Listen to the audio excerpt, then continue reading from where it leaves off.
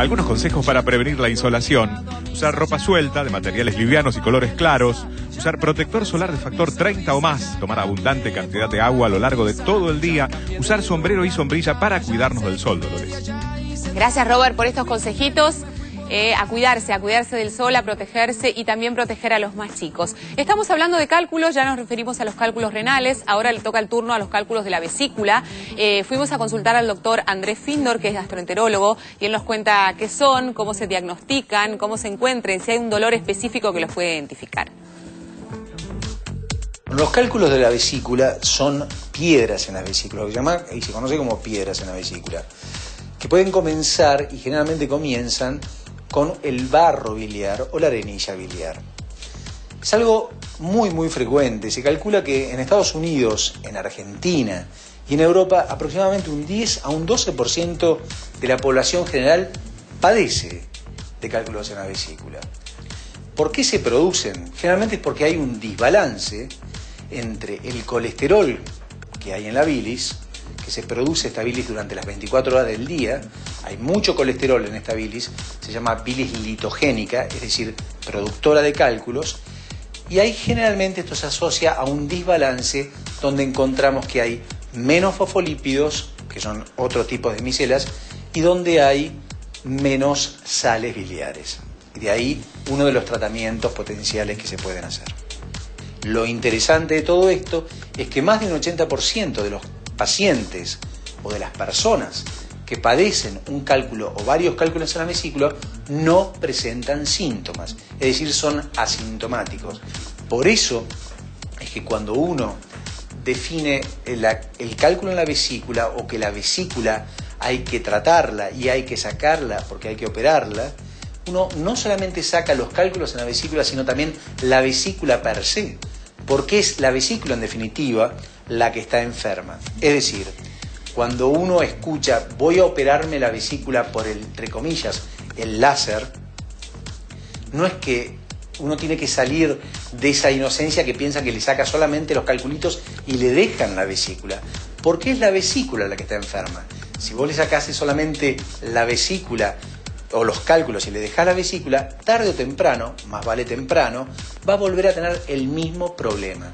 Porque la vesícula, la pared interna, es la receptora y el nido para que se formen esos cálculos. La ingesta de líquido es algo que a todos los pacientes en el consultorio se lo recomendamos. 2 litros de líquido por día, de agua fundamentalmente, de esa mágica agua, es importantísimo.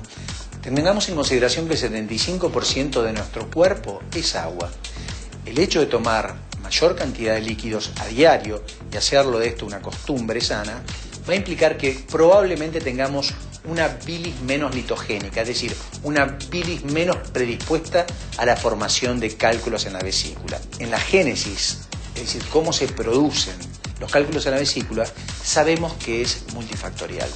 Hay cuestiones ambientales, hay cuestiones genéticas, hay cuestiones dietarias.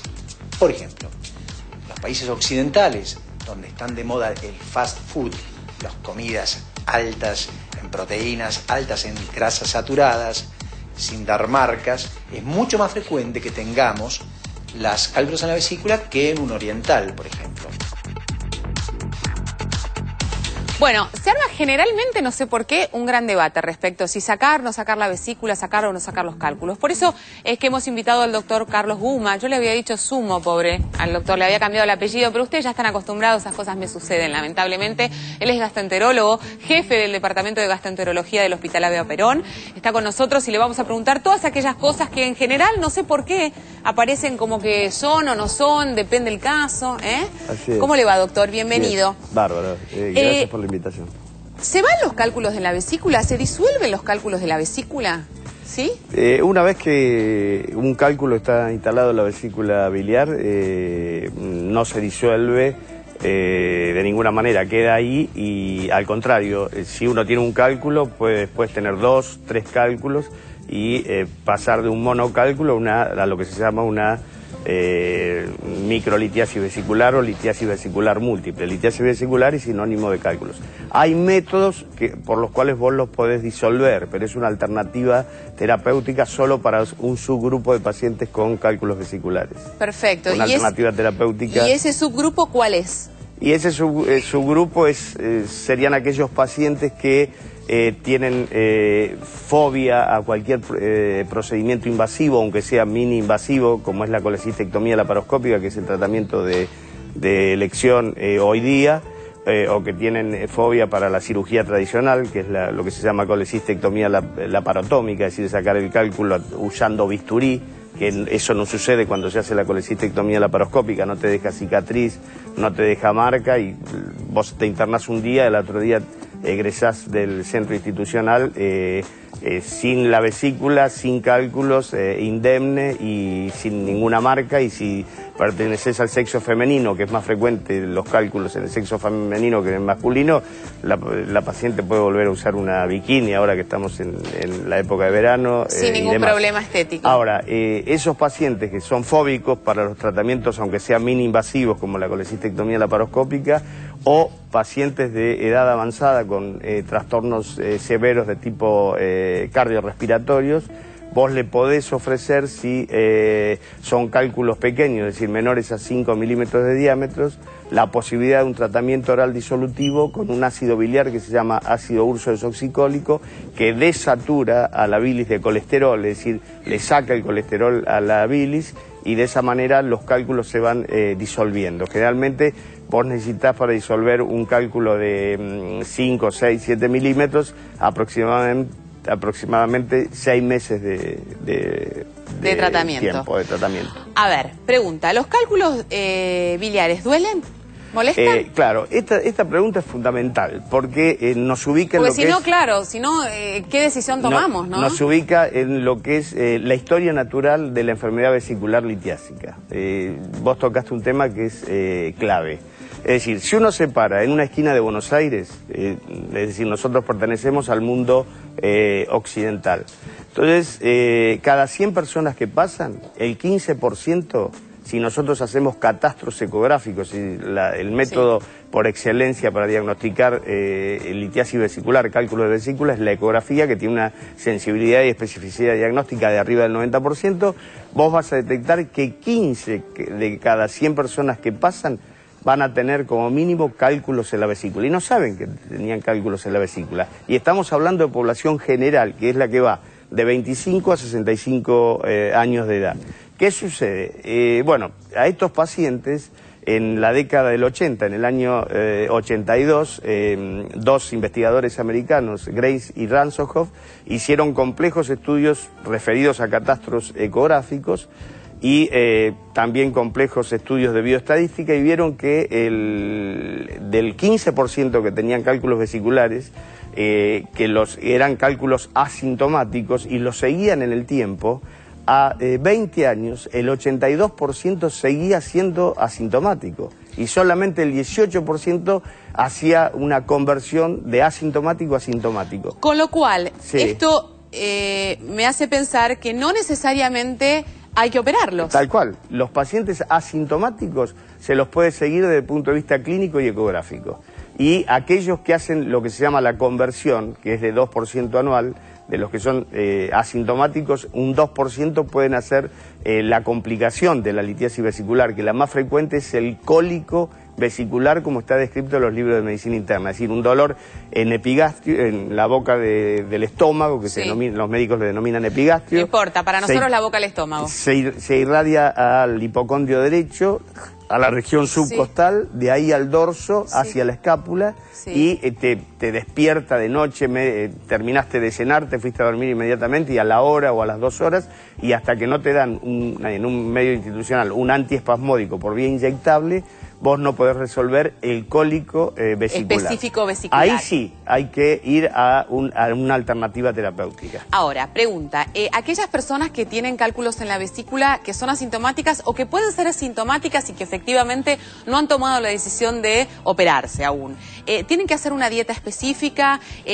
¿Recomendaciones a la hora de comer son fundamentales? ¿No lo son? ¿Son indiferentes? En realidad el que tiene cálculos en la vesícula tiene que saber que cada tanto debe hacerse un control, sobre todo por lo que hablamos antes, por si aumenta el número de cálculos, si aparecen engrosamientos en la pared vesicular, y se le indica que haga una dieta sana, es decir, la dieta sana son frutas, verduras y carnes blancas, para todos los trastornos. Para así. Todo el mundo, tal cual, eso es genérico para las enfermedades, no sé, cardiovasculares. Pero el tema del colesterol y de las grasas, ¿son un aspecto fundamental para la vesícula? Si vos estás recibiendo carnes blancas, frutas y verduras, no estás recibiendo grasas. Si llegás a recibir grasa, es decir, las carnes rojas, nosotros estamos acostumbrados al bife con papas fritas. Bueno, entonces esto que todo lo que sea fritura, todo lo que contenga aceites ya biotransformados, es decir, fritados,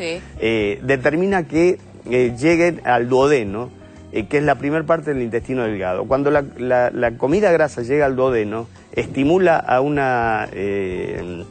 neurotransmisor, una hormona que se denomina CCK o colecistoquinina, y hace que se contraiga la vesícula. La vesícula es un órgano accesorio que está en la cara inferior del hígado y que almacena la bilis que produce el hígado. Pregunta, antes, perdón que lo interrumpa, pero ¿tengo alguna consecuencia de no tener vesícula? Pues esta es la gran pregunta. Lo mismo nos hacemos con el apéndice, que hay como una cultura general de que, bueno, está enferma, la sacamos, no hay problema. Claro. ¿La vesícula pasa lo mismo? Sí, entonces termino con lo anterior. Llega la bilis al duodeno, degrada la grasa que llegó al intestino delgado, a la primera parte del intestino delgado, que se denomina duodeno, y entonces se disuelve. Ahora, ¿qué sucede? En el paciente que tiene cálculos, la contracción vesicular moviliza el cálculo y te genera un cólico biliar.